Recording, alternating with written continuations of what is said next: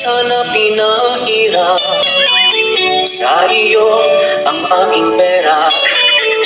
Sabi mo balik agad, diba? Bakit ngayon di napaasa? Dahil ang pangako mo ibabalik agad sa linggo. Ako na may naghihintay sa bayad mo. Kaya ngayon ako'y inis sa'yo, akin lang pinipigilan. Sana naman ay bayaran na. Nakaka-stress, anong petsa na?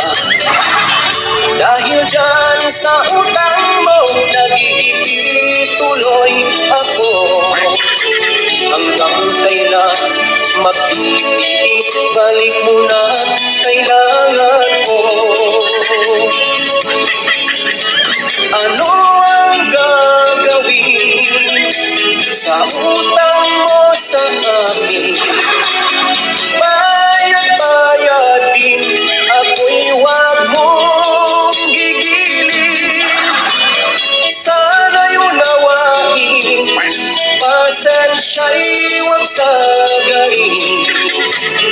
Nais kong malaman mo na nakakabisit na.